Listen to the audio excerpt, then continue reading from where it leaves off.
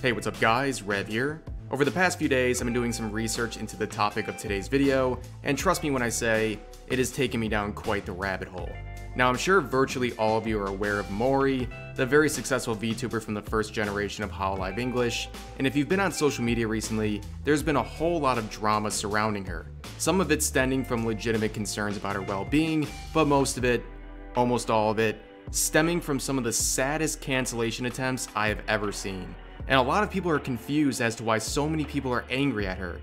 Well, I'm here today to clear that up and show that most of this quote-unquote drama is complete nonsense. Complete nonsense coming from a very toxic part of her fan base that is so entitled and blinded by their unhealthy parasocial relationship with her that they literally feel cucked by her for having male friends. And yes, we'll be getting into that shortly.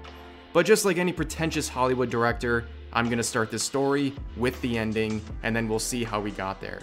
So about a day ago, Mori tweeted this thread addressing the drama that had been going on. Really don't know what happened to my brain today. I'll check myself before I wreck myself next time. It's a combo of a lot of things. I need time to be on my own and figure some stuff out, so I'm gonna hold off on streaming for a bit. I can be better for y'all, big ups. Then this reply is what got people going. For context, I hit the lean hard after stream and caused a fuss where I shouldn't have.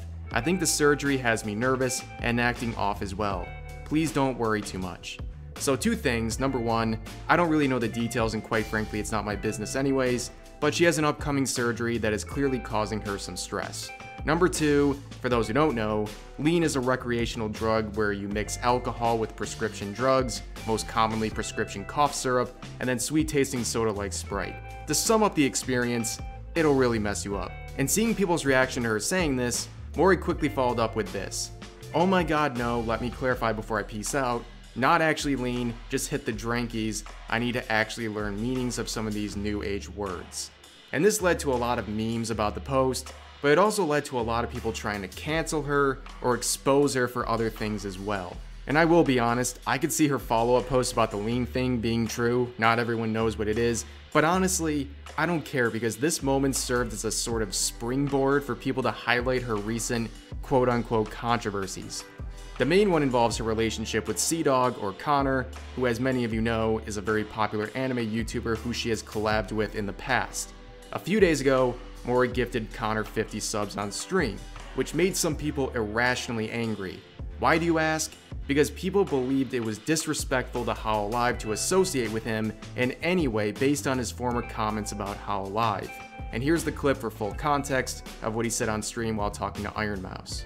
Right, so something like Hololive is a good example of this because it's almost instant success. You don't have to be a good streamer, you will get success, right? Because you're part of Hololive, right? You'll get money, you'll get a lot more money than most people will see in their lifetime monthly, right? We agree on that. Is that fair to say? I think we should change the subject. Now here's my opinion of his comments. He's not wrong. It's very fair to say that once you're in Hololive and you're announced to the world, your new account will blow up. That's just a fact. You are granted instant success before you even go live with your first stream. However, it may have come off as blunt, and I think Connor or any reasonable person for that matter could make that statement while also recognizing the tremendous amount of work that someone has to put in first to even be considered for a spot in Hololive. But like I said, it's still true that as soon as you're announced, you have instant measures of success no matter what. Well, since those comments, Mori has continued to work with and publicly interact with Connor, and to the people trying to cancel her, they believe this was some sort of a betrayal to Hololive in their eyes. The peak of all this was of course when she gifted him 50 subs only a few days ago. And the next part I can't really show you because it's technically against the rules, so you'll just have to trust me or look it up for yourself. But during a members only stream on her YouTube channel, Mori got a super chat donation with the message that essentially called her out for her association with Connor, pretty much calling her a bad person and a bad friend to her Hololive castmates. Mori briefly responded to this, obviously annoyed, and pretty much concluded by saying we're not going to talk about that kind of stuff here. She also went on to mention that she'll be no longer reading every single super chat message and would read them at her own discretion, which seems fair enough to just about any reasonable person. And perhaps sensing the ongoing drama with her account right now, The people continuously trying to cancel her bundled up all this to try to make her look bad in front of people who do not have the full context of what's going on. But that was not the reason she made that initial thread of tweets we were talking about. That was mainly stemming from 2 public interactions she had the night prior, one on Twitter and one on Reddit. Believe it or not, there is a literal NTR spin to all this involving her relationship with Connor, and I'll explain that insanity right now. So as some background, about 2 weeks ago there was a meme going around on social media formatted like this.